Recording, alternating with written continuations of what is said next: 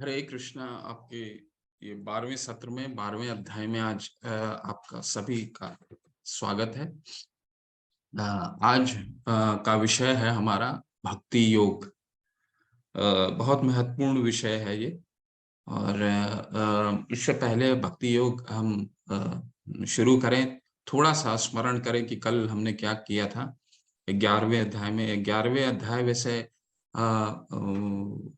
ये स्थापित करने के लिए है कि भगवान अर्जुन जो है वो हम जैसे बद्ध जीव के लिए भगवान जो ये देखना चाहते हैं कि दिखाओ भगवान कौन है। तुम तो इतना बोल रहे हो भगवान अहम सर्वस्व प्रभु मत्त सर्वम प्रवर्तते इति मते भजन्ते माम बुधा भाव समन्विता। तो भगवान यहाँ अर्जुन ये पूछते हैं भगवान से कि आपको तो मैं आप अपना विराट रूप दिखाइए, विश्व रूप को दिखाइए। तो यहाँ पे विश्व रूप का दो रूप उन्होंने दिखाया इस पूरे अध्याय में। अर्जुन लेकिन क्यों पूछता है कि विश्व रूप दिखाने के लिए? वो तो भक्त है भगवान का। तो मुख्यतः दो कारणों से। पहला कारण है कि भगवान ने पूरे अध्याय में फिलोसफिकली उन्होंने अब समझा दिया कि मैं सब वस्तुओं का मूल सृष्टा मैं ही हूँ। मेरे से ही मूल मैं सभी सारा वस्तुओं का स्रोत मैं ही हूँ। अहम सर्वस्व प्रभवो। इसके बाद वो स्वयं को प्रकट किया। इसके लिए प्रकट किया उन्होंने कि उन्होंने सैद्धांतिक रूप से तो समझा दिया, अब स्वयं को भी उन्होंने प्रकट किया ताकि ये मानदंड रहे कि कोई आगे आने वाले कोई मिथ्याचारी अगर ये कहे कि मैं भगवान हूं, तो ये मानदंड होना चाहिए उनके लिए कि अगर वो भगवान है तो विराट रूप कहाँ है उसका। ठीक है, तो अगर कोई भी ये हमें कहता है कि मैं भगवान हूं, तो सबसे पहले आप उनसे ये जिज्ञासा जरूर कीजिए कि आपका विराट रूप कहाँ है। आप विराट रूप, क्योंकि भगवान ने तो विराट रूप दिखाया था अर्जुन को।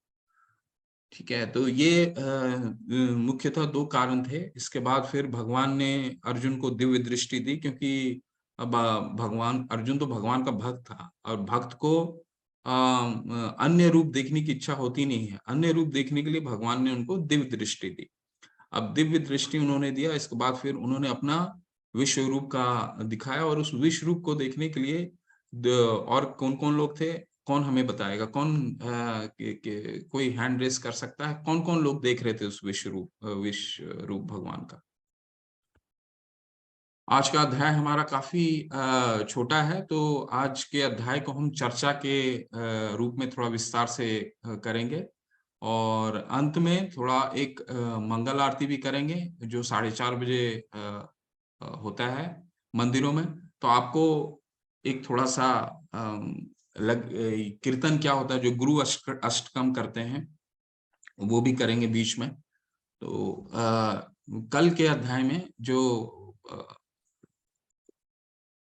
भगवान ने अर्जुन ने भगवान का जो विराट रूप देखने के लिए कौन कौन देख रहे थे, ये किसको पता है? वो अपना हैंड रेस कर सकता है या चैट बॉक्स में डाल सकता है। जो फर्स्ट टाइम आए हैं, जिन्होंने पहली बार ये कोर्स ज्वाइन किया, वो भी पार्टिसिपेट करें, क्योंकि भक्ति में कोई सही और गलत नहीं होता है। हम सारे लोग भक्ति का प्रथम चरण में हैं। तो प्रयास कीजिए, और इसमें कोई गलत और सही नहीं है। तो अगर किसी को ज्ञात हो तो ये बताएं कि कौन कौन उस युद्ध की भूमि में भगवान का विश्व रूप देख पा रहा था।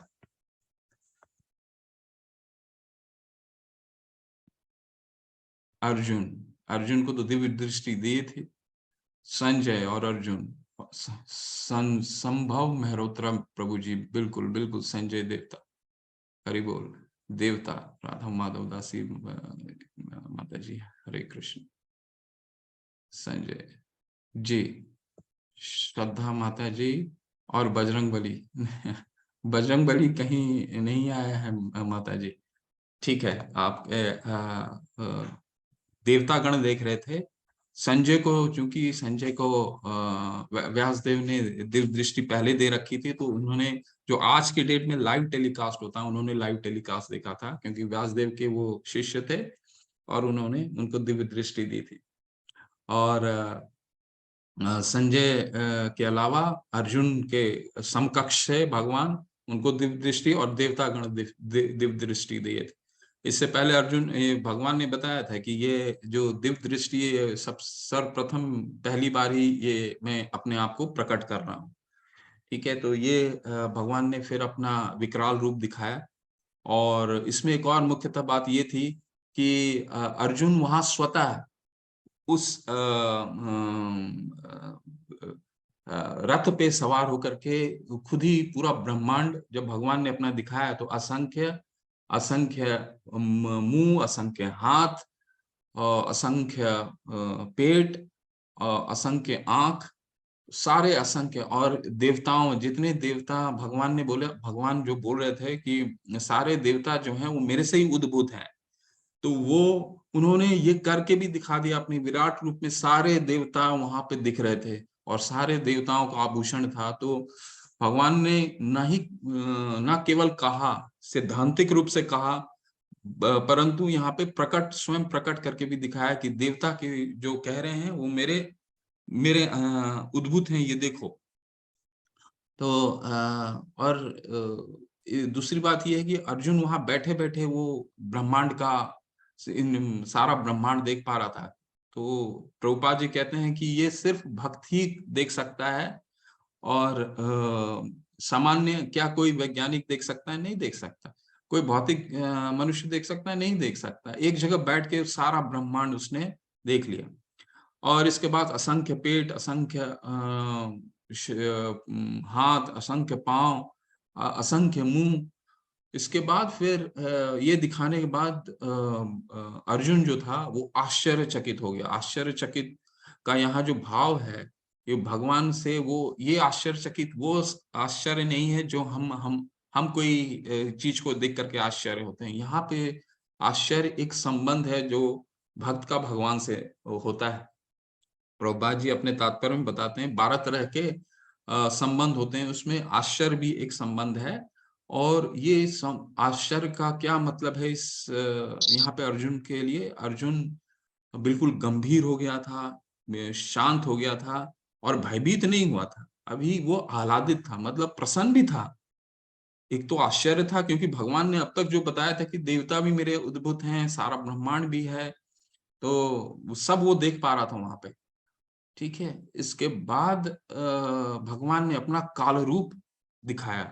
काल रूप में वो देख रहे हैं कि जितने योद्धागण थे उस युद्ध भूमि में, सारे योद्धागण भगवान के मुंह के अंदर उसी तरह प्रवेश कर रहे थे जिस तरह समुद्र में नदियां प्रवेश करती हैं। प्रभुपाद जी ने बहुत अच्छा इसको तात्पर्य में बताया कि उसी तरह प्रवेश कर रहे थे जिस तरह नदियां समुद्र में प्रवेश करती हैं। तो इसके बाद भगवान, वहां से अर्जुन का थोड़ा भय आना शुरू हुआ, वो भयभीत होना शुरू हुआ। फिर वो भयभीत होते फिर उसने देखा कि सारे जो योद्धागण हैं उन किसी का सर चूर रहे हैं, अपने मुख से दांतों से सर का चूर्णित कर रहे हैं। फिर वो इतना भयभीत हो गया। फिर उसने भगवान से प्रार्थना की कि आप कृपया मुझे दो भुजा रूप, श्याम सुंदर रूप में दोबारा प्रकट होइए। तो भगवान इसके बाद दो भुजा रूप में प्रकट होते हैं और समझाते हैं उनको। पहले तो उस प्रकट होने से पहले बताते हैं कि आप देखो कि ये जो रूप तुम जिससे भयभीत थे, वो तो योद्धा पहले मारे जा चुके हैं मेरे द्वारा। अब तुम्हें क्या करना है? तुम्हें अब निमित्त मात्र बनना है, निमित्त मात्र बनना है, और इसको निमित्त मात्र बन के अपना यश अर्जित करो। क्योंकि भगवान तो भक्त वत्सल हैं, तो वो खुद श्रेय नहीं लेना चाहते हैं। वो चाहते तो ये उस जैसे राम ने रावण को यूं ही मार दिया होता। तो उसी तरह या भगवान अपने भक्तों को यश दिलाना चाहते हैं, इसलिए बोलते हैं कि तुम मारो, एक निमित्त मात्र बनो और यश अर्जित करो। ठीक है, इसके बाद और अंत में फिर भगवान का वो जो द्विभुजा रूप है, वो उसको देख करके अर्जुन प्रसन्न हो जाते हैं। और इसके बाद भगवान बताते हैं, जब ये अध्याय समापन की ओर बढ़ता है, तो भगवान बताते हैं कि जो मेरे भक्त हैं वो मेरे ये द्विभुज रूप में किस तरह देखना पसंद करते हैं। ठीक है। तो बोलते हैं ना, भक्त्या त्वनन्या शक्या हम एवं विदो अर्जुन ज्ञातुम दृष्टुन तत्वेन प्रविष्टुम च परम तपा, यानी मेरी अनन्य भक्ति के द्वारा ये तो विराट रूप जो है वो तो फिर भी कोई देख सकता है, वेदाध्ययन के द्वारा थोड़ा शुद्ध मिश्रित भक्ति अगर उसमें मिला दे उसमें देखने का संभावना है, क्योंकि यशोदा माँ भी एक बार उन्होंने देखा था, क्यों जब लाला जब छोटे कृष्ण मिट्टी खा रहे थे, तो उन्होंने जब मिट्टी खा रहे थे तो उन्हें बोला कि माँ यशोदा माँ ने बोला कि आप अपना मुंह खोल कर दिखाओ। तो भगवान ने जब मुंह खोल के दिखाया था तो इतना विराट रूप, इस तरह का विस्तार नहीं था, पर फिर भी उनको वो ब्रह्मांड दिखाए थे। ये तो विस्तार रूप, इतना विस्तार रूप इन्होंने प्रथम वाली बारी दिखाया था। तो अब भगवान ये बोल रहे हैं कि जो द्विभुज रूप है ये भगवान सबसे मुश्किल का रूप है, और मेरा कौन कौन देख पाता है, भक्त्या त्वनन्या शक्या, जो अनन्य भक्ति मेरी करता है ना। तो इसके साथ ही ये अध्याय अंत करते हैं। तो अब इस अध्याय में भक्ति योग 12वां जो अध्याय है, इसी श्लोक के उद्गम से ये इसका शुरुआत होता है, जब भगवान ये बताएंगे जो भक्ति है वो किस तरह दो, पहले तो अर्जुन प्रश्न करते हैं कि अर्जुन प्रश्न करेंगे कि किस तरह भक्ति के लक्षण क्या हैं, भक्ति किस तरह की जानी चाहिए। तो इसमें भगवान बताएंगे भक्तों की भक्त किस तरह से भक्ति करके मेरे ओर आ सकते हैं, है ना। आगे बढ़ते हैं। इसमें भगवान का साकार रूप का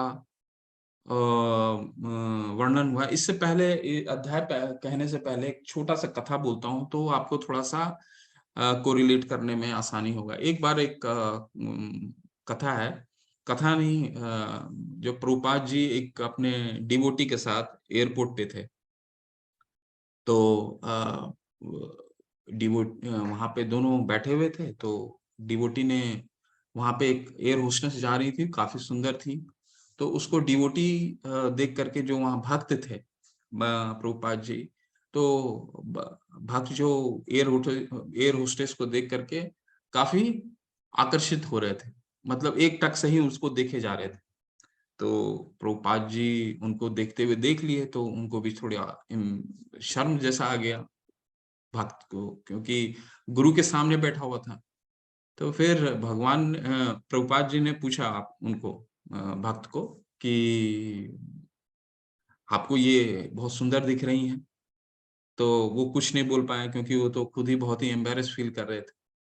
तो प्रभुपाद जी ने उनको बताया कि आप ये जस्ट कल्पना कीजिए कि कृति इतनी सुंदर है, तो जो इनको बनाने वाला होगा वो कितना सुंदर होगा।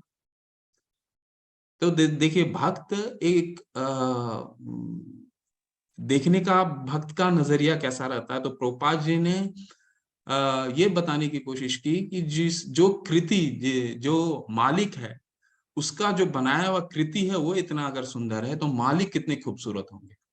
तो वो खूबसूरती वो भगवान का साकार रूप है, और वही रूप को वर्णन इस पूरे अध्याय में करेंगे। और उस रूप दो तरीके का रूप लेकर के चलेंगे, क्योंकि आगे हम पढ़ेंगे। एक तो साकार रूप है भगवान का, और कुछ भक्ति करते हैं जो निराकार रूप में करते हैं। आगे समझाऊंगा मैं कि निराकार रूप किसको बोलते हैं। तो पहला श्लोक है, अर्जुन उवाच एवं सतत युक्तम ये भक्त्वा सततयुक्तं ये भक्ता भक्त्वा त्वं तं पर्युपासते ये चाप अक्षरम अव्यक्तम तेषाम तेषाम के योग वित्तमा। अर्जुन ने पूछा, जो आपकी सेवा में सदैव तत्पर रहते हैं या जो अव्यक्त निर्विशेष ब्रह्म की पूजा करते हैं, इन दोनों में से किसे अधिक पूर्ण सिद्ध माना जाना चाहिए। बताऊंगा आपको, एक एक शब्द का मतलब बताऊंगा कि निर्विशेष किसको बोलते हैं, साकार किसको बोलते हैं, भक्त। इसमें दो तीन शब्द को आप थोड़ा ध्यान में रखें। पहला, भक्त्वा भक्ता त्वम पर्युपासते और चाप अक्षरम अव्यक्तम। ठीक है, तो इसके पहले प्रभुपाद जी का पढ़ लेते हैं। प्रभुपाद जी क्या है, ये देखिए, ये है भगवान का साकार रूप, जिसको कह रहे हैं जो भक्त जो इनको पूछते हैं, यहाँ पे लिख रहे हैं ना, आपकी सेवा में जो तत्पर रहते हैं, तो ये भगवान का साकार रूप है। और एक होता है ये जो ब्रह्म की ज्योति है, तो ये होता है निराकार रूप। तो कई लोग जो अध्यात्म में भगवान को पहुंचने के दो तरीके हैं, हमने ध्यान योग में पढ़ा था इस चीज को। भगवान तक पहुंचने के दो तरीके हैं। एक तो है भगवान के अंग से निकले हुए जो ज्योति है, जो प्रकाश है, वो प्रकाश पे अपना ध्यान केंद्रित करना और उसको मूल बना करके जब उनका दर्शन, जो हमने पढ़ा था तीसरे छठे अध्याय में ध्यान योग में, कि उसकी अंतिम गंतव्य होता है समाधि, तो उसमें क्या करता है वो, फिर वो इस ब्रह्म ज्योति में विलीन होता है, होने की चेष्टा करता है। उसको भगवान का साकार रूप में इंटरेस्ट नहीं रहता है। तो ये दो ये हैं, पढ़ लेते हैं। प्रभुपाद जी कहते हैं, सामान्यतः अध्यात्मवादियों की दो श्रेणियों में विभाजित किया जा सकता है, निर्विशेषवादी तथा सगुणवादी। तो निर्विशेषवादी कौन हुए, जो ब्रह्म ज्योति में विश्वास करते हैं, और सगुणवादी भगवान के साकार रूप में, भगवान के अर्च विग्रह में, भगवान के सच्चिदानंद विग्रह रूप में, वो हो गए सगुणवादी। सगुणवादी भक्त अपनी संपूर्ण शक्ति से परमेश्वर की सेवा करता है। निर्विशेषवादी कृष्ण की सेवा करता है, किंतु प्रत्यक्ष रूप से ना करके वह अप्रत्यक्ष ब्रह्मन का ध्यान करता है। यानी अप्रत्यक्ष का मतलब यहाँ क्या हो गया, भगवान के जो शरीर से जो ज्योति निकल रही है, उसका समझ जो है उस ज्योति तक ही जाता है। उसको लगता है ये जो ज्योति है यही भगवान है, उसके आगे वो नहीं बढ़ पाता। और उसके आगे दो चरण और हैं, उसके आगे हैं भगवान का चतुर्भुजी रूप परमात्मा, जो हमारे हृदय में विद्यमान रहते हैं, और परमात्मा के आगे हैं भगवान, यानी श्याम सुंदर, दो भुजा श्याम सुंदर रूप, जो जिसका वर्णन पिछले श्लोक में आया था। भक्त अनन्या तु शक्या, यानी अनन्य भक्ति है वो भगवान का, वो दो भुजा श्याम सुंदर रूप का होता है। निर्विशेषवादी भी कृष्ण। इस अध्याय में हम देखेंगे कि परम सत्य की अनुभूति की विभिन्न विधियों में भक्ति योग सर्वोत्कृष्ट है। यदि कोई भगवान का सानिध्य चाहता है तो उसे भक्ति करनी चाहिए। जो लोग भक्ति के द्वारा परमेश्वर की प्रत्यक्ष सेवा करते हैं वे सगुणवादी कहलाते हैं। प्रत्यक्ष सेवा जो करते हैं वो सगुणवादी कहलाते हैं। जो लोग निर्विशेष ब्रह्म का ध्यान करते हैं वे निर्विशेषवादी कहलाते हैं। फिर से रिपीट करता हूं, सगुणवादी वो हैं जो भगवान का साकार रूप, यानी भगवान की गुण लीला और भगवान का प्रत्यक्ष अर्च विग्रह का जो सेवा करते हैं वो सगुणवादी। और जो भगवान की ज्योति पर अपना मन एकाग्र करते हैं, अपना चित्त लगाते हैं, अपना ध्यान लगाते हैं, वो है निर्विशेषवादी। तो अर्जुन का प्रश्न यही है कि यहाँ पर अर्जुन पूछता है कि इन दोनों में श्रेष्ठ कौन है, कौन श्रेष्ठ है। यद्यपि परम सत्य के साक्षात्कार के अनेक साधन हैं, किंतु इस अध्याय में कृष्ण भक्ति योग के सबों में श्रेष्ठ बताते हैं। तो भगवान बताएंगे, अपना निष्कर्ष देंगे कि भक्ति योग जो है साकार रूप का जो सेवा है वो सर्वोत्कृष्ट है, ऐसा बताएंगे, है ना। तो अब आपके मन में ये प्रश्न आ रहा होगा कि अर्जुन के मन में ये प्रश्न आया क्यों, जबकि भगवान ने उनका विराट रूप भी दिखा दिया, क्यों आया इस तरह का प्रश्न। तो इसका इसीलिए आया क्योंकि जैसे बात पूरे अभी तक अध्ययन में हम लोग ये कहते आ रहे हैं कि ये रिपोर्टर का काम कर रहे हैं। ये हमारा, कई निर्विशेषवादी हैं, उनका डाउट कैसे क्लियर हो।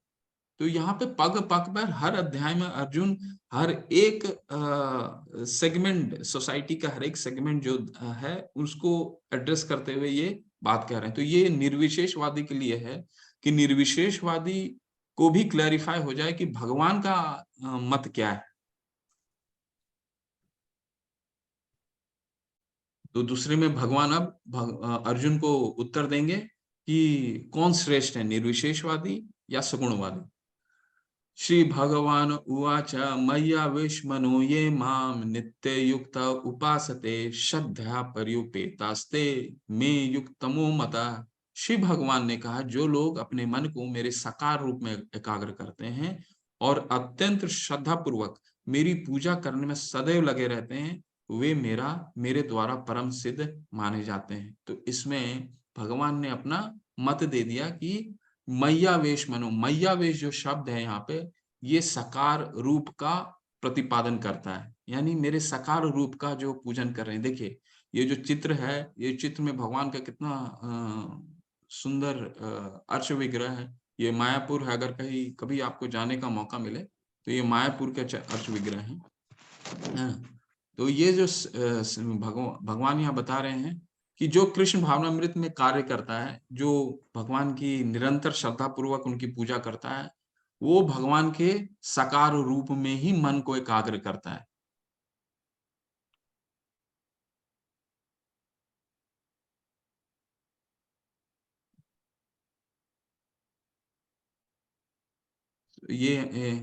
लेकिन जो लोग अपनी इंद्रियों को वश में करके तथा सबों के प्रति समभाव रखकर परम सत्य की निराकार कल्पना के अंतर्गत उस अव्यक्त की पूरी तरह से पूजा करते हैं, जो इंद्रियों की अनुभूति के परे है, सर्वव्यापी है, अकल्पनीय है, अपरिवर्तनीय है, अचल तथा ध्रुव है, वे समस्त लोगों के कल्याण में संलग्न रहकर अंततः मुझे प्राप्त करते हैं। तो यहाँ पे इस दो श्लोकों में ये दो भाव को कंपेयर कर रहे हैं। पहला तो उन्होंने सगुणवादी को बता दिया कि जो मेरे साकार रूप को पूजा अर्चना कर रहे हैं, अपना कृष्ण भावनामृत होकर के सेवा कर रहे हैं मेरी, वो सर्वोत्कृष्ट है। लेकिन जो निराकार पे अपना चित्र लगाता है, ध्यान लगाता है, वो भी अंततः बोधवा भगवान पे ही आत्मा साक्षात्कार करता है। परंतु आगे वाले श्लोक में बताएंगे कि वो क्या करता है यहाँ पे, दोनों में कंपैरिजन, दोनों ही जो हैं वो भगवान के अध्यात्म रूप में पहुंचते हैं, लेकिन दोनों में सर्वोत्कृष्ट कौन है वो आगे बताएंगे, है ना। निराकार में भी भगवान का साक्षात्कार होता है, लेकिन यहाँ पे साक्षात्कार कैसे हो रहा है कि इंद्रियों के जो द्वार हैं, जितने इंद्रियों को सुनना, देखना, कुछ खाना, स्वाद लेना, सबको उसको बंद करना पड़ता है, ठीक है। और कई जन्मों जन्मों के बाद फिर भगवान का दर्शन होता है। तो हमने पढ़ा था ना कि जब ज्ञान योग में, कि जब भगवान ने बताया था कि चार जो लोग मेरे शरण में आते हैं, वो उसमें सर्वश्रेष्ठ कौन है, ज्ञानी। और ज्ञानी कितने दिनों बाद मिलता है, बहुनाम जन्म नामंते ज्ञानवान मां प्रपद्यते वासुदेव सर्मिति स महात्मा सुदुर्लभ। तो ज्ञान से कई जन्मों के बाद, इसको बहुत समय लगता है, ध्यान ज्ञान, भगवान का ध्यान और ज्ञान अर्जित करते करते करते करते करते इनको बहुत समय लगता है। तो और इनको अंत तो बोधवा भगवान को ही पाते हैं, ऐसा नहीं कि नहीं पाते हैं, ये भी पाते हैं। लेकिन आगे के श्लोक में बताएंगे कि क्यों ये जो मार्ग है वो कष्टप्रद है, और सगुणवादी मार्ग जो है वो सरल और सामान्य, मतलब ये सबके व्यवहारिक है। ये इस श्लोक में ये बता देंगे वो कि कौन क्यों है, और किसमें क्या खामियां हैं, और किसमें कौन अच्छा है। तो यहाँ बता रहे हैं भगवान, कलेशो अधिकतर अस्ते शाम अव्यक्त आसक्त चेत साम अव्यक्ता ही गतिर दुखम देहवधिर अविवाप्यते। जिन लोगों के मन परमेश्वर के अव्यक्त निराकार स्वरूप के प्रति आसक्त है, उनके लिए प्रगति कर पाना अत्यंत कष्टप्रद है। देहधारियों के लिए उस क्षेत्र में प्रगति कर पाना सदैव दुष्कर होता है। तो पिछले श्लोक में तो भगवान ने बोला कि हम आप अंत तो गुतवा वो आ जाते हैं, मुझे प्राप्त कर लेते हैं, लेकिन यहाँ पे बोल दिया कलेशो अधिकतरेशतेषाम अव्यक्त आसक्त चेतसाम। तो देखिए इसमें ऐसे समझ सकते हैं इसको कि जो जीव है, हम जीव हैं, हमारा कई जन्मों से हम निराकार का कल्पना भी नहीं कर सकते, और निराकार पे चित्त भी अपना एकाग्र नहीं कर सकते। उसको हमको समझ में ही नहीं आएगा कि शरीर के बिना भी कोई व्यक्तित्व है। तो इसीलिए भगवान यहाँ अर्च विग्रह के रूप में आते हैं। अर्च विग्रह हम लोग जैसे बोलते हैं ना, कई नास्तिक बोलते हैं अरे ये मूर्ति पूजा है। मूर्ति पूजा नहीं, वो अर्च विग्रह है। अर्च विग्रह भगवान का साकार रूप है, और इस रूप के द्वारा भगवान अपना प्रेम हमारे साथ आदान प्रदान करते हैं। हमारा आराधना स्वीकार करते हैं, हमारा भोग, हमारा प्रसाद जो हम अर्पण करते हैं वो स्वीकार करते हैं। इसलिए ये जो साकार जो रूप है, ये इसमें भक्त क्या करता है, रस का आस्वादन करता है, रस उसको प्राप्त होता है। क्योंकि देखिए आत्मा का मुख्य लक्ष्य क्या, हम जब भी मंदिर जाते हैं हम क्या चाहते हैं अपने जीवन से, क्या चाहते हैं जीवन से, हमें सिर्फ एक ही हमारा उद्देश्य होता है, आनंद की प्राप्ति। तो ये जो आनंद की प्राप्ति का जो हमारा उद्देश्य है, ये क्यों है? क्योंकि हम भगवान के अंश हैं, और भगवान तो हमेशा आनंदित रहते हैं, आनंदमयो अभ्यसात है भगवान। तो वो जो आनंद का जो अनुभव है, हमारा आत्मा इसीलिए आनंदित होना चाहता है। लेकिन हम ये बद्ध जीव होकर के, यहाँ पे भौतिक आसक्ति में आकर के ध्याय तो होके हम विषय के पीछे भाग भाग के, हमको ऐसा लगता है कि आज ये चीज हम पालेंगे तो हम खुश हो जाएंगे, फिर कुछ दिन के बाद हमें लगता है हमें वो चीज पालेंगे तो हम खुश हो जाएंगे, फिर वो भी खत्म हो जाता है। तो आप ये महसूस कीजिएगा, तो आपका जो हम जो आनंद ये भौतिक जगत में लेते हैं, वो आनंद बहुत ही अशाश्वत होता है, बहुत क्षणिक होता है। वो क्षणिक हो सकता है 15 दिन का हो, 2 दिन का हो, 6 महीना का हो, 1 साल का हो, लेकिन होता क्षणिक है। लेकिन वही आप जब कभी भी मंदिर जाइएगा तो आपको बहुत आनंद और शांति का महसूस होगा। क्यों? क्योंकि आपका आत्मा आनंदित हो जाता है, आत्मा को समझ में आ जाता है कि वो वहीं पे पहुंच गया है जहां पे जिसका वो दास है, वो स्वामी के पास पहुंच गया, तो वो स्वतः ही आनंदित हो जाता है। ठीक है, ये मुख्य कारण है। तो अर्च विग्रह का जो हम मंदिरों में जाते हैं, तो अर्च विग्रह भगवान का स्वरूप है। तो इसीलिए वो हमारे से आदान प्रदान करने आते हैं। और प्रभुपाद जी एक अपने तात्पर्य में बहुत अच्छा उदाहरण देते हैं कि मान लीजिए एक लेटर बॉक्स है। अब तो नहीं होते लेटर बॉक्स, अब तो ईमेल हो गए। तो पहले लेटर बॉक्सेस होते थे। लेटर बॉक्स में क्या होता था, आपने चिट्ठी डाल दिया। दो तरीके के लेटर बॉक्स हो सकते हैं। एक तो जो आधिकारिक लेटर बॉक्स होते हैं, जो हमारे पोस्ट ऑफिस द्वारा, पोस्ट ऑफिस जो होता है उसके द्वारा निर्धारित होते हैं। एक दो होता है जो अनऑथराइज्ड होता है। तो आप जब जो आधिकारिक लेटर बॉक्स है, अगर उसमें आपने चिट्ठी डाला तो निश्चित अपने गंतव्य तक पहुंचेगा। लेकिन जो अनआधिकारिक है, उसमें आपने अपनी चिट्ठी डाला तो वो पहुंच भी सकता है, नहीं भी पहुंच सकता। तो कहने का तात्पर्य ये है कि हम अगर साकार रूप का चिंतन और स्मरण और उसकी सेवा करते हैं, तो हम भगवान निश्चित रूप से हमारा सेवा स्वीकार करते हैं और हरे प्रेम का कृष्ण आदान। हरे कृष्ण। लेकिन दूसरी तरफ अगर हम ज्योति में, भगवान की ज्योति में अपना चित्त लगाते हैं, तो उसमें हो सकता है पहुंच जाए, हो सकता है आपका पतन हो जाए। क्यों? क्योंकि आपको रस, वो रस का स्वादन नहीं मिलता।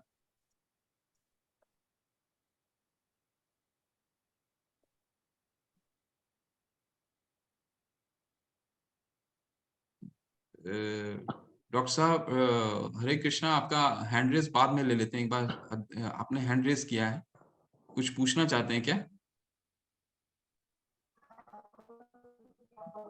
डॉक्टर सुशील गुप्ता प्रभु जी।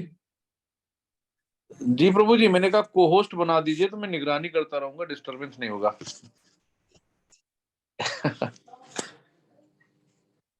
बीच में जो आवाज आ जाती है खांसी वांसी की, हरे वो कृष्णा। हाँ प्रभु जी, आपकी सुनाई नहीं दी आवाज, दोबारा बोलेंगे? मैंने कहा को होस्ट बना दीजिए तो बीच में जो डिस्टरबेंस होता है उसकी निगरानी करता रहूंगा। अच्छा अच्छा। हाँ, हरे कृष्ण। कृष्ण, हरे कृष्ण कृष्ण कृष्ण। जी जी, धन्यवाद। तो अब सगुनवादी जो है वो भगवान, वो तो निरंतर भगवान का स्मरण करता है, भगवान का कीर्तन करता है ना? और निराकार का तरीका क्या है? वो उपनिषदों और वेदों का अध्ययन करेगा। अध्ययन के द्वारा भगवान कई भाषाएं वो सीखता है। जिस जिस उपनिषदों में कई भाषाएं का उल्लेख है, जो उन भाषाओं का ज्ञान लेकर के वो भगवान तक पहुंचने की कोशिश करता है। लेकिन चूंकि उस ज्योति में उसे रस का आस्वादन नहीं होता है, तो जब वहां वो पहुंच जाता है तो उसको फिर किसी चीज का आनंद नहीं होता। अब यहाँ पे तो सगुनवादी तो निरतन कीर्तन कर रहा है, गायन कर रहा है, भगवान को प्रसादम भोग लगा रहा है, प्रसादम ग्रहण कर रहा है। तो वो जो आनंद है वो कभी कभी निराकार में नहीं होता। और जब निराकार में वो आनंद नहीं होता तो वो पतन उसका हो सकता है, पतन हो सकता है, और फिर वो भौतिकतावाद में आ सकता है। तो इसीलिए उनका जो यहाँ पे उदाहरण अनऑथराइज्ड लेटर बॉक्स से करते हैं प्रभुपाद जी।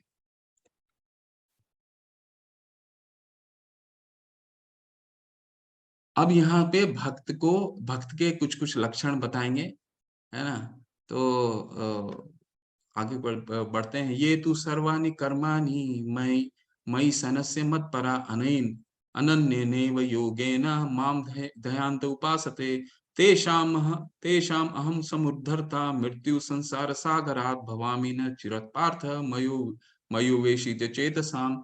जो अपने सारे कार्यों को मुझ में अर्पित करके तथा अविचलित भाव से मेरी भक्ति करते हुए मेरी पूजा करते हैं और अपने चित्त को मुझ पर स्थिर करके निरंतर मेरा ध्यान करते हैं, उनके लिए हे पार्थ, मैं जन्म मृत्यु के सागर से शीघ्र ही उद्धार करने वाला हूं। तो हमें क्या करना पड़ेगा? हमें बच्चा बनना पड़ेगा। जिस तरह बच्चा जो है अपने पिता पे आश्रित होता है, तो पिता उसको स्वयं ही उसका खुशी का उसका देखभाल करता है। वो कितना खुश है, उसको क्या चाहिए, तो पिता उसको स्वतः ही उस पे ध्यान देता है। खुद को हम स्वयं को अगर स्वामी समझने लगेंगे कि हम यहाँ भोग करने आए हैं, तो फिर हम अपने सारी समस्याएं यहीं से शुरुआत है। तो बच्चा बनना पड़ेगा। जब हम बच्चा बन जाएंगे तो भगवान स्वतः ही हमें मृत्यु संसार सागरात, यानी इस मृत्यु रूपी संसार से संसार रूपी सागर से हमें स्वयं ही निकाल करके ले जाएंगे। और ये कैसे होगा? इसका पहला चरण क्या है? इसका पहला चरण है भगवान का हरि नाम का जाप, ठीक है, नित्य कीर्तन, ठीक है। ये दो चीजें ये जो हैं, ये पहला कदम है। तो भगवान हरि नाम का जाप, आप सबसे प्रार्थना है, एक माला का जप आप जरूर स्टार्ट करिए। अब भगवान यहाँ बताएंगे कि उनको प्राप्ति कैसे कर सकते हैं, और बहुत सारे तरीके बताएंगे। ये नहीं तो वो नहीं तो वो, अगर ये तुम नहीं कर सकते हो वो करो, वो नहीं कर सकते हो वो करो, है ना? तो अब बता रहे हैं, मय्ये मन आधत्त स्व मयि बुद्धि निवेशय निवेश्यसि मय्येव उत्तौ धर्म न संशय। मुझे भगवान में अपनी चित्त को स्थिर करो और अपनी सारी बुद्धि मुझ में लगाओ, इस प्रकार तुम निस्संदेह मुझ में सदैव वास करोगे। तो यहाँ पे भगवान बुद्धि पे बल दे रहे हैं कि बुद्धि लगाओ। कैसे बुद्धि लगा सकते हैं?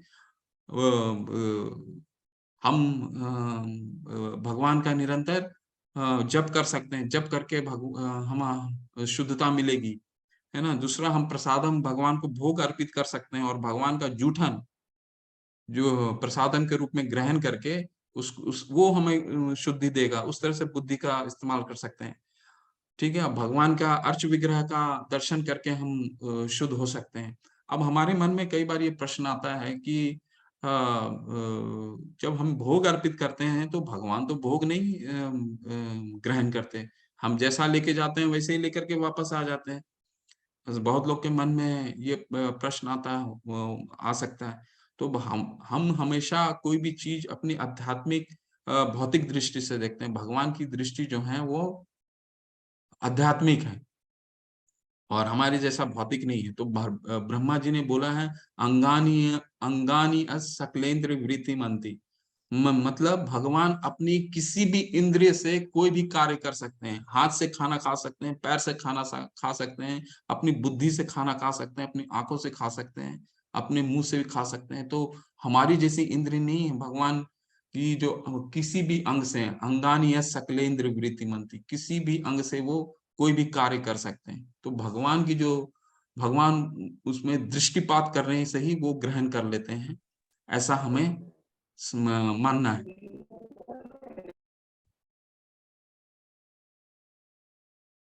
अब यहाँ पे ये बताएंगे कि अगर वो बुद्धि भी नहीं लगा सकता, तो जो भक्त बुद्धि नहीं लगा सकता उसके लिए क्या भगवान विकल्प दे रहे हैं। अतः चितम समाधातु न शक्नोषि मयि स्थिरम अभ्यास योगेन ततो माम इच्छाप्तु धनंजय। हे अर्जुन, हे धनंजय, यदि तुम अपने चित्त को अविचल भाव से मुझ पर स्थिर नहीं कर सकते, तो तुम भक्ति योग की विधि विधानों का पालन करो। इस प्रकार तुम मुझे प्राप्त करने की चाह उत्पन्न करोगे। तो चित्र के माध्यम से देख सकते हैं लोग कि अगर कोई बुद्धि भगवान पे चित्त एकाग्र नहीं कर सकता, तो वैदिक भक्ति, जो भक्ति के जो नियम है, क्या भक्ति के नियम है, सुबह मंगल आरती कीजिए, भगवान को फूल चढ़ाइए, पूजा अर्चन कीजिए, भगवान का कीर्तन कीजिए, है ना। तो ये विधि के द्वारा भी आप कार्य कर सकते हैं भगवान। तो क्योंकि वो धीरे धीरे धीरे क्या होता है, आप आपका प्रेम आदान प्रदान बढ़ता जाएगा, और फिर आप को वो अनन्य चेता वाली आप स्थिति में आ जाएंगे, है ना। रूपा जहाँ रूपा रागानुगा भक्ति जिसको बोलते हैं, रागानुगा भक्ति, दो तरीके की भक्ति होती है, रागानुगा भक्ति और वैदिक भक्ति। तो ये भक्ति जो है, ये साधना भक्ति में दो तरीके, पहले तो साधना भक्ति आती है, साधना भक्ति में रूपानुगा भक्ति, रागानुगा भक्ति और वैदिक भक्ति। तो ये वैदिक भक्ति है, जो अर्च विग्रह का सेवा करना, प्रसादम भोग अर्पित करना, ये सब वैदिक भक्ति भक्ति आता है, जो गुरु के आश्रय में, गुरु के निर्देश अनुसार हमें करना होता है। अब भगवान आगे बताएंगे, चलो अगर ये भी नहीं कर पाते तो क्या करना चाहिए। मय्ये मन आदत्त स्व मयिं बुद्धि निवेश्य निवेश्यसि मय्येव अत उधर्व न संशय। मुझे भगवान में अपने चित्त को स्थिर करो और अपनी सारी बुद्धि मुझ में लगाओ, इस प्रकार तुम निसंदेह मुझ में सदैव वास करोगे।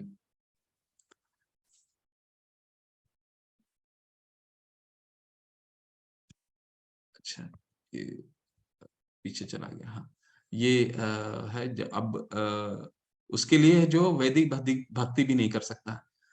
अभ्यासे अपे समर्थो असि मत कर्मो परमो भव मदर्थम मदर्थम अपि कर्माणि कुर्वन् संधि वाप्स्यसि। यदि तुम भक्ति योग के विधि विधानों का भी अभ्यास नहीं कर सकते, तो मेरे लिए कर्म करने का प्रयत्न करो, क्योंकि मेरे लिए कर्म करने से तुम पूर्ण अवस्था सिद्धि को प्राप्त हो गए।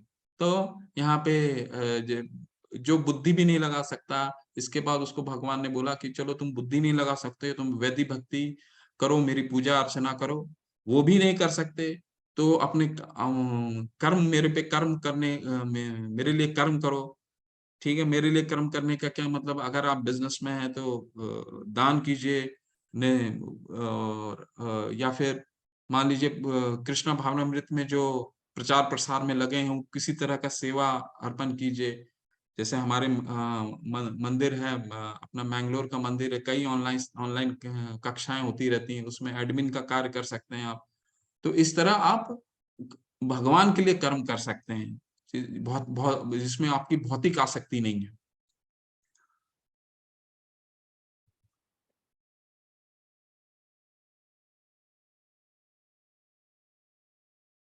तो ये तो नवा में हमने पढ़ा था, जो भगवान जब बता रहे हैं कि सारे कार्य मेरे पे अर्पित करो, यद करोषि यत अश्नासि यद जोषि ददासि यद तपस्यसि कौन्तेय यद तत्कुरुष्व मदर्पणम।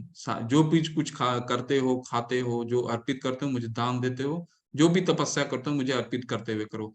तो यही कर्म की बात कर रहे हैं कि जो भी कुछ करते हो, मुझे अर्पित करते हुए करो।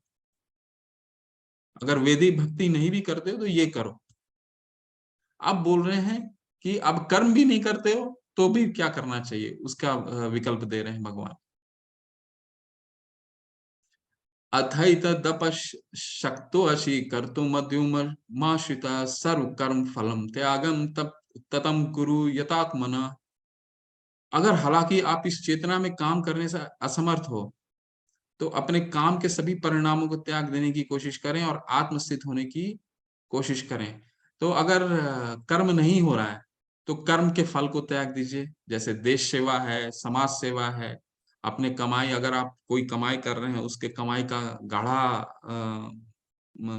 कई लोग देना चाहते हैं, और जब ये देते रहते हैं तो उसमें क्या है, उनको अपनी भौतिकता में आसक्ति आने लग जाती है। ये आप और फिर वो धीरे-धीरे वो भगवान के बारे में जानने लगेगा, क्योंकि जब पहले तो उसको ये ज्ञान नहीं है, पहले तो वो वैदिक भक्ति कुछ भी नहीं करता है, बुद्धि भी नहीं लगाता, भगवान के लिए कर्म भी नहीं कर वैदिक भक्ति भी नहीं करता, कर्म भी नहीं करता है। क्या करता है कि कमाता है, उसका आधा भाग भगवान के सेवा में लगा देता है।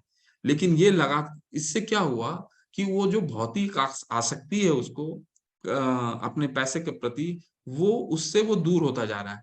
तो एक ना एक तरह से भगवान के लिए वो कार्य कर रहा है, और धीरे-धीरे एक समय ऐसा आएगा कि वो भी उसको लगेगा कि मैं भगवान के बारे में जानने का कोशिश करूँ, उनके बारे में हरे कृष्णा है क्या ये इतने लोग बात कर रहे हैं क्या है?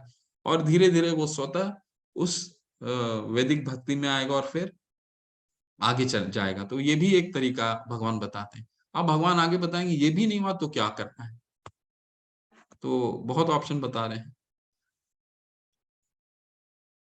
शेव शेव ही ज्ञान बस्या ज्ञान ध्यान विशिष्यते ध्यान कर्म फलम त्यागम सत्या गच्छन्ति अनंतरम। यदि आप इस अभ्यास में नहीं जा सकते, तो अपने आप को ज्ञान में संलग्न करें। ज्ञान से बेहतर हालांकि ध्यान है, और ध्यान से बेहतर कर्म फल का त्याग है, और इस तरह ज्ञान के से मन की शांति मिल सकती है। तो ये वही ज्ञान की बात कर रहे हैं, जो निर्विशेष ब्रह्म, जो सबसे जहां से ये अध्याय शुरू हुआ, इसका स्तर कितने कहाँ बता रहे हैं भगवान? इसका स्तर सबसे नीचे बता रहे हैं, कह रहे हैं कि इससे ऊपर तो कर्म फल, सब ध्यान सबसे नीचे है, इसके ऊपर कर्म फल का त्याग है। कर्म फल का त्याग भी नहीं कर सकते तो कम कर्म इससे ऊपर है, कर्म से ऊपर वैदिक भक्ति है, और वैदिक भक्ति से ऊपर बुद्धि योग है।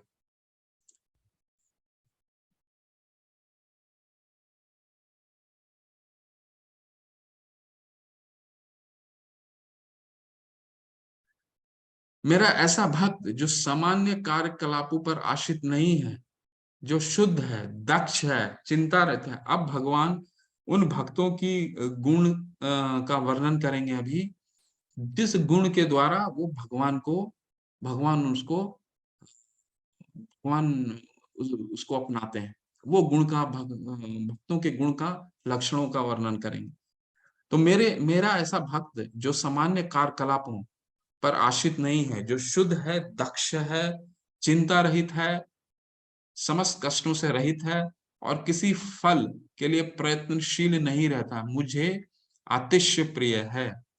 तो यहाँ क्या कह रहे हैं, सामान्य कार्यकलापों पे आश्रित नहीं है, तो और चिंता मुक्त रहता है, क्योंकि वो तो भगवान की सेवा कर रहा है। तो भगवान की सेवा कर रहा है, तो उसे धन की तो लालसा होती नहीं, जितना आ रहा है वो संतोष रूपी उससे ले लेता है। किसी समस्त कष्टों से रहित है। क्यों समस्त कष्टों से रहित है? ऐसा नहीं कि उसे कष्ट नहीं मिलेंगे, जो जो आपका आपने बीज बोया है, वो प्रारब्ध के रूप में हमारे पे आएगा ही। लेकिन भक्त क्यों कष्ट से रहित होता है? क्योंकि वो अभय हो जाता है, वो निडर हो जाता है। कष्ट सबको आएंगे, लेकिन कष्टों के प्रति उसका ध्यान नहीं जाएगा, क्योंकि उसका उसका जो इंद्रियां हैं, जितनी इंद्रियां, वो भगवान की सेवा में उसने लगा रखा है ना। अब जैसे रूप गोस्वामी पाद बोलते हैं, चार चीज जो है, छह चीज जो है, छह चीज जो है वो किसी को भी पतन करा सकता है। क्या? अत्याहार, अत्याहार प्रयासश्च प्रजल्पो नियमाग्रह। अत्याहार मतलब जरूरत से ज्यादा कोई चीज को इकट्ठा करना। आपके पास एक कमीज है, एक कपड़े हैं, लेकिन या दो कपड़े हैं जिससे आपका काम चल सकता है, लेकिन हमारे को कपड़ा और चाहिए, ठीक है, और चाहिए, या जूते और चाहिए, या फिर एक फोन है, आपको दूसरा फोन चाहिए। इवन विद्यार्थियों के लिए एक पेन से आप लिख सकते हैं, इसके बावजूद हमको दूसरा पेन चाहिए, क्योंकि उस पर आसक्ति बढ़ती है हमारी। तो इसलिए गोस्वामी पाद कह रहे हैं अत्याहार, किसी भी चीज का अत्यधिक नहीं होना चाहिए। अत्याहार प्रयासश्च, क्यों अधिक नहीं होना चाहिए? क्योंकि उसके लिए फिर हम प्रयास करना चालू कर देते हैं कि हमको एक पेन नहीं अब दो पेन खरीदना है, दो पेन नहीं अभी चार पेन खरीदना है। एक किताब है हमारे पास एक विषय को लेकर के, अब उसका हम एडिशन एक और किताब खरीदते हैं। हो सकता है उसका जरूरत हो तो ठीक है, अगर जरूरत नहीं है तो कई किताबें हम ऐसी ही रखते हैं जिसको हम पढ़ते भी नहीं है घर में, तो और उसके लिए फिर प्रयास करने लग जाते हैं।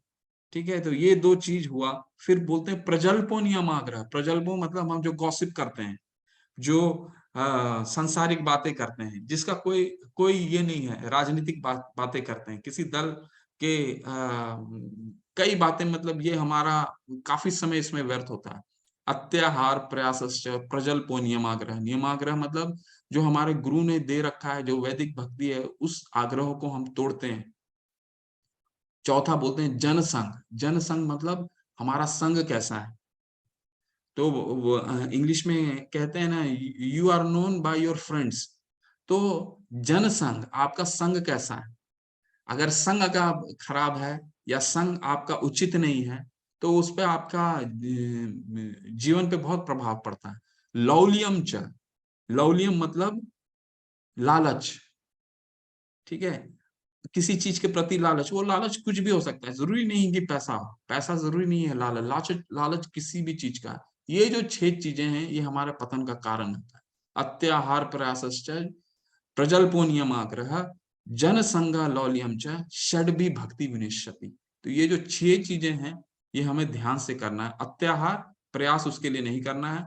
प्रजल्पो, जो गॉसिप हम करते रहते हैं, उस पे अपने आप को नियंत्रण रखना है।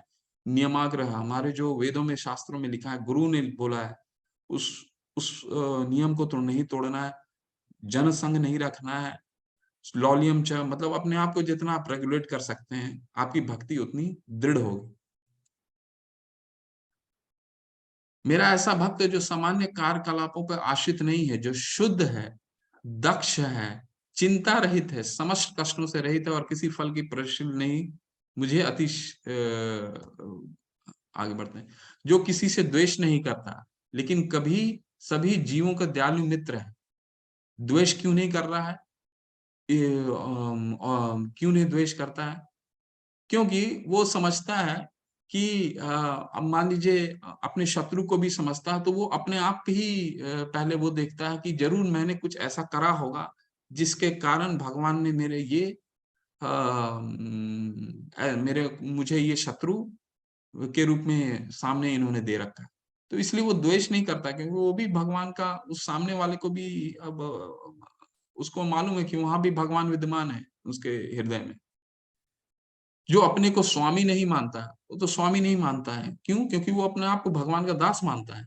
मिथ्या अहंकार से मुक्त है, क्योंकि भगवान के सेवा में वो खुद ही दास मानता है। इसीलिए इस कौन में हम सभी को प्रभु बोलते हैं, और 5 साल के ऊपर को माताएं बोलते हैं। क्यों? प्रभु का अर्थ ये होता है कि हम भौतिक जीवन में सब अपने आप को बॉस कहलाना चाहते हैं, लेकिन हमारे इस्कॉन में ये प्रभु का, वैष्णव में ये प्रभु का, वैष्णव परंपरा में प्रभु कहने का, क्योंकि हम पहले अपने आप को दास मान लेते हैं और ये मान लेते हैं कि आप सामने वाला जो है वो भगवान का भक्त है, तो हमको उससे सीखना है, तो वो हमसे बड़ा है, इसलिए वो प्रभु है मेरे लिए। इसलिए उसकी अहंकार वहीं समाप्त हो जाती है। जो सुख दुख में संभाव रहता है, सुख दुख में संभाव क्या, सुख दुख नहीं आते भक्त को? बिल्कुल आते हैं। क्यों? सुख दुख जो उन्होंने बीज बोया है वो सुख दुख आएंगे ही आएंगे, लेकिन वो संभाव रहता है, क्योंकि भगवान की सेवा में अपनी सारी इंद्रियां लगा रखा है उसने। सहिष्णु है, सदैव आत्मतुष्ट रहता है, आत्म संयमी, और जो निश्चय के साथ मुझ में मन तथा बुद्धि को स्थिर करके भक्ति में लगा रहता है, ऐसा भक्त मुझे अत्यंत प्रिय है। अब आप तो सोच रहे हैं कि भगवान ने इतना एक्सपेक्टेशन कर दिया, कि इतना कुछ बोल दिया, इतने गुण विकसित करेंगे तो बहुत मुश्किल होगा, लेकिन अंत में बहुत अच्छा चीज बोल दी है। क्या? कि बुद्धि को स्थिर करके भक्ति में लगा रहता है। तो मात्र हम अगर अपनी बुद्धि को भगवान पे स्थिर कर लें, तो स्वतः ही दूसरे जो बाकी के व्यवहार हमें बताए हुए हैं वो स्वतः ही विकसित हो जाएँगे धीरे-धीरे। करना क्या है? बुद्धि को स्थिर करना है हमारी। जिससे किसी को कष्ट नहीं पहुँचता तथा और भी गुण बता रहे हैं, ये भी गुण है। जिससे किसी को कष्ट नहीं पहुँचता तथा जो अन्य किसी के द्वारा विचलित नहीं किया जाता, जो सुख-दुःख में, भय तथा चिंता में संभाव रहता है, वह मुझे अत्यंत प्रिय है। यानी सुख-दुःख में अचिंत्य रहता है क्योंकि वो भगवान की सेवा कर रहा है ना। भगवान की सेवा कर रहा है तो उसका इंद्रिय भटकता नहीं है। उसको कष्ट आते हैं लेकिन वो ऐसा उसको लगता है ये भगवान का दिया हुआ है, कुछ मैंने ज़रूरी कुछ गलत करा होगा, जिसके कारण ये कष्ट आए। कुंती माता बोलती हैं विप्तो संतुता तो भगवान कृष्ण को वो बोलते हैं जब भगवान जब जा रहे होते हैं युद्ध समाप्त हो गया रहता है, तो कुंती माता बोलती हैं कि आप मुझे और विपत्ति दीजिए, कि जितना आप विपत्ति मुझे दीजिएगा, विपत्ति में उतना ही मैं आपको स्मरण कर पाऊँगी। तो भक्त जो है वो विपत्ति मांगता है क्योंकि विपत्ति में ही तो हम भगवान को स्मरण करते हैं। जब हमारा अच्छा समय रहता है तो हम भगवान का स्मरण नहीं करते हैं।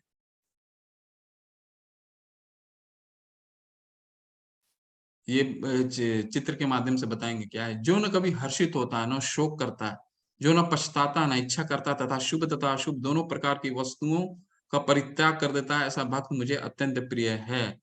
तो यहाँ पे प्रहलाद महाराज जो हैं, प्रहलाद महाराज का आप तो सबको आज समय अलाउ नहीं कर रहा है, लेकिन किसी दिन प्रहलाद महाराज का आपको बताएँगे। प्रहलाद महाराज जो हैं भगवान के असुर पुत्र थे, इनके पिता का नाम हिरण्यकश्यपु और भगवान के बहुत बड़े भक्त, विष्णु के बहुत बड़े भक्त थे। और इसके पिता जो थे, इस पे बहुत प्रताड़ना करते थे, हाथी से इसके ऊपर प्रताड़ित करते थे, गरम तेल डलवाते थे, फिर ऊपर पहाड़ से ये फेंकते थे, लेकिन ये कभी भी विचलित नहीं हुए क्योंकि भगवान के भक्त थे।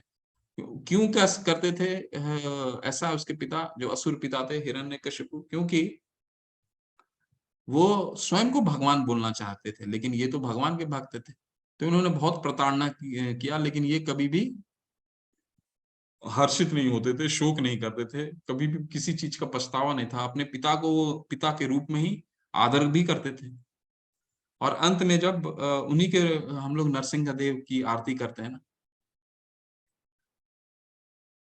जो मित्रों तथा शत्रुओं के लिए समान है, जो मान तथा अपमान, शीत तथा गर्मी, क्या उसको शीत और गर्मी नहीं लगती? बिल्कुल लगती है।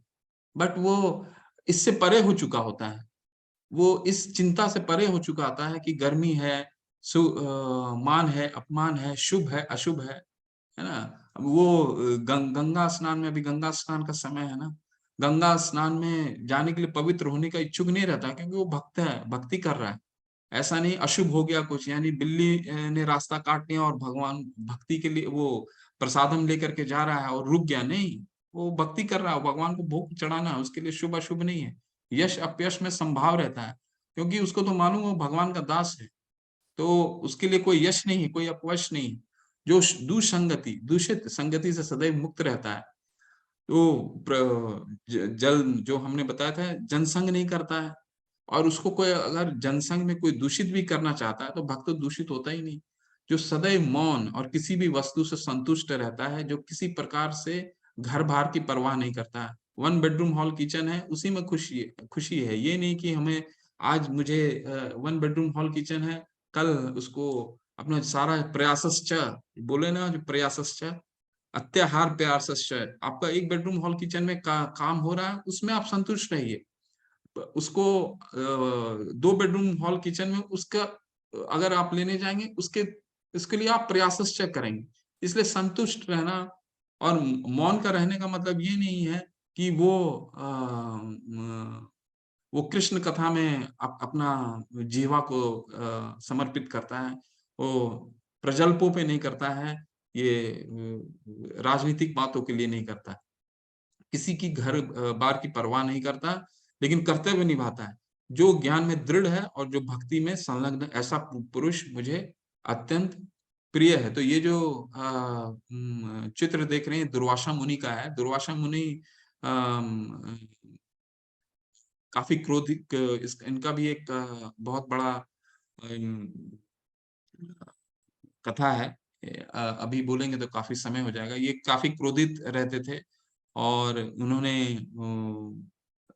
अ, अम्बरीश महाराज पे बहुत क्रुद्ध हो गए थे, क्योंकि अम्बरीश महाराज जब ये एकादशी का व्रत टूट रहा था, तो इन्होंने वो नहाने के लिए चले गए। इतने में ही वो इतने क्रुद्ध हो गए कि उन्होंने श्राप दे दिया, लेकिन उनके श्राप से फिर भगवान ने उनको रक्षा किया और इनको बाद में क्षमा मांगनी पड़ी अम्बरीश महाराज से।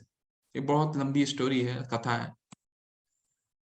ये सबसे अंतिम है। ये तू धर्म धर्म अमृतम इदम यो यो योथा तुम पर्युपासते श्रद्धा नाम मत परमा भक्तोस्ति में प्रिया। जो इस भक्ति से अमर पथ का अनुसरण करते हैं और जो मुझे ही अपने चरम लक्ष्य बनाकर श्रद्धा सहित पूर्ण रूपेण संलग्न रहते हैं, वे भक्त मुझे अधिक प्रिय हैं। यानी यहाँ पे भी उन्होंने ये बता दिया कि जो भगवान के चित्त पे भगवान का जो साकार रूप है, भगवान का जो सगुण रूप है, वो जिसपे चित्त पे अनुसरण करता है, वो सर्वश्रेष्ठ है। ये एक छोटी सी कथा है, बता देता हूँ आपको। जो चित्र में देख रहे हैं बिलमंगल ठाकुर हैं। तो बिलमंगल ठाकुर भगवान के पहले उन्होंने बहुत ही पाप किए होते हैं और एक वैश्या, जब उन वैश्या के प्रेम में वो बहुत ही पागल हुए रहते हैं, तो उनका जब पिता का मृत्यु हो जाता है, इसके बाद भी वो जब उनका शमशान में उनका देह को जलाया जा रहा होता है, वो इतने व्याकुल होते हैं वेश्या से मिलने के लिए कि बीच में ही छोड़ करके वो उनसे मिलने के लिए चले जाते हैं। लेकिन फिर जो उनकी प्रेमिका होती हैं, वो उनको बोलती हैं कि आप इतने मेरे पे, जितना चित आप मेरे मेरे पे प्रेम करते हैं, उतने ही प्रेम अगर आप भगवान पे करेंगे, तो आपकी भक्ति बहुत दृढ़ हो जाएगी। तो ये सोच करके ये काफी उनको इस पे लगता है और फिर वो वृंदावन के लिए निकलते हैं। और लेकिन फिर उनका रास्ते में एक बार और भटक जाते हैं वो, जब एक और स्त्री को, सुंदर स्त्री को देखते हैं। पर अंत में जब वो क्या करते हैं कि पिन लेकर के अपनी आंखों को फोड़ लेते हैं, ताकि उनका इंद्रिय जो है, जो चक्षु है, वो ही नहीं रहेगा, तो उनका जो भगवान के जो इस तरह का विचलन है, विचलित होता है उनका मन, वो विचलित नहीं होगा। तो फिर वृंदावन में जाते हैं और फिर वृंदावन में उनको बाल गोपाल कृष्ण उनको रोजाना सुबह दूध पिलाने के लिए आते हैं। और वो तो अंधे रहते हैं, इसके बावजूद भगवान, क्योंकि उन्होंने अपने हृदय में भगवान को बैठा रखा था, वो भगवान को उनको अंत में पूछते हैं कि आप कौन हैं, आपका जो आवाज है इतना मधुर और इतना दिव्य है कि आप जरूर ही कृष्ण होंगे। तो कहने का तात्पर्य ये है कि भक्त जो है भगवान का साकार रूप को अपना हमेशा हृदय में स्थापित करके रखता है और उस पे सारी इंद्रियां उसी पे समर्पित और शरणागति करके रखता है। इसके साथ ही प्रभुपाद जी के कुछ शब्द हैं। इस अध्याय में परम सत्य की जो निराकार धारणा वर्णित है, उसकी संस्तुति उस समय तक के लिए की गई है जब तक मनुष्य आत्म साक्षात्कार के लिए अपने आप को समर्पित नहीं कर देता। दूसरे शब्दों में, जब तक उसे शुद्ध भक्ति की संगति करने का अवसर प्राप्त नहीं होता, तभी तक निराकार की धारणा लाभप्रद हो सकती है। परम सत्य की निराकार धारणा में मनुष्य कर्म फल के बिना कर्म करता है और आत्मा तथा पदार्थ का ज्ञान प्राप्त करने के लिए ध्यान करता है। ये तभी तक आवश्यक है जब तक शुद्ध भक्त की संगति प्राप्त न हो। तो शुद्ध भक्त की अगर संगति उसको प्राप्त हो जाती है, तो वो निराकार भी भक्त बन जाता है। सौभाग्यवश यदि कोई शुद्ध भक्त में सीधे कृष्णा भावनामृत में संलग्न हो, तो उसे आत्म साक्षात्कार के इतने सोपान पार नहीं करने होते। भगवत गीता के मध्य के 6 अध्यायों में जिस प्रकार भक्ति का वर्णन हुआ है, वह अत्यंत हृदयग्राही है। तो इस अध्याय के साथ ही भक्ति योग हमारा जो 6 अध्याय थे वो समापन होता है। कल से हम ज्ञान योग का अध्ययन करेंगे। ये सबसे महत्वपूर्ण और सबसे रसपूर्ण ये 6 अध्याय हैं। और ये अंत का जो अध्याय है, वो बहुत हृदयग्राही है। हरे कृष्णा। इसी के साथ ही आज का सेशन वाणी को विराम देते हैं। किसी का कोई प्रश्न है तो पूछ सकते हैं। हरे अब कृष्णा। हरे कृष्णा।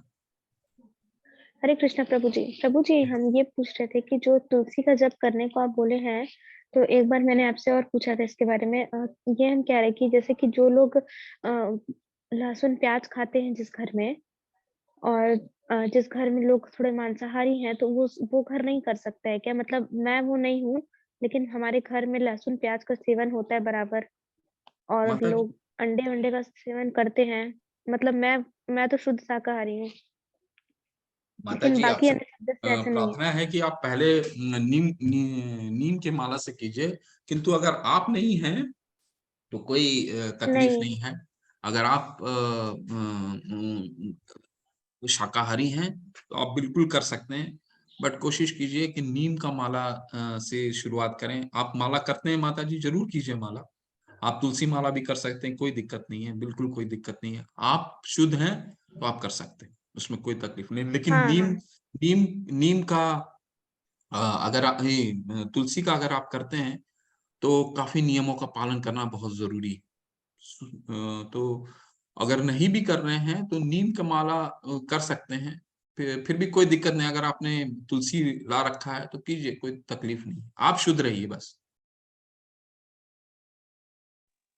और प्रभु जी, जैसे सेवन कभी कदार हो जाता है प्याज लहसुन का, लेकिन मांसाहारी नहीं। मतलब मांस का, अंडे वंडे का सेवन नहीं करते, कभी कदार प्याज लहसुन का सेवन हो जाता है। हम्म। तो कोई हम्म, दिक्कत हो सकती है उससे तुलसी की हाँ माला में? माता जी, आप कोशिश कीजिए नीम के माला से करने, क्योंकि तुलसी जो है ना भगवान की प्रेयसी हैं, तो उनको उनकी अलग शुद्धता होनी चाहिए, है ना। तो कोशिश कीजिए कि आप नीम के माला से करें, और धीरे धीरे जब ये आपके लहसुन प्याज अगर आप जिस दिन आप छोड़ देंगे तब तुलसी को से करें, वो ज्यादा अच्छा है।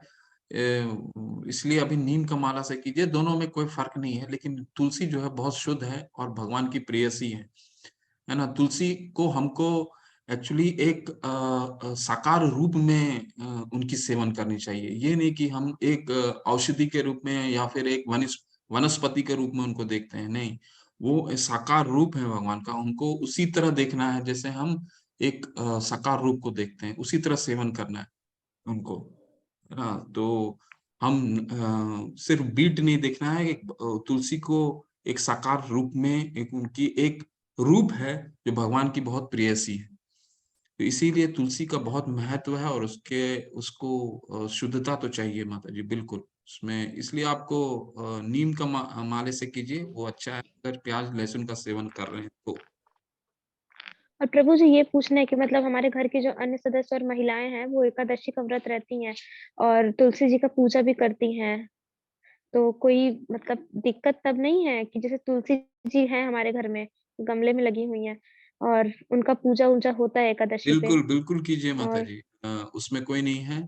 आप तुलसी महारानी का पूजा जरूर होना चाहिए, और सबसे पहले उन्हीं का होना चाहिए, क्योंकि उनको भगव और जो भी अगर घर में आप है आपके पास, तो अगर अभी भोग अर्पण नहीं भी करते तो कम से कम एक जल में तुलसी डाल के भगवान को जरूर अर्पण कीजिए, क्योंकि तुलसी बहुत ललाहित रहती है भगवान के चरणों में आने के लिए। तो अगर आपने तुलसी घर में तुलसी महारानी को लगा रखा है, तो उसको भगवान के सेवन में जरूर लगाइए। अच्छा प्रभु जी। ठीक है, भगवान के सेवन में लगाना बहुत जरूरी, नहीं तो अधूरा रह जाता है। सेवा जरूर कीजिए भगवान का।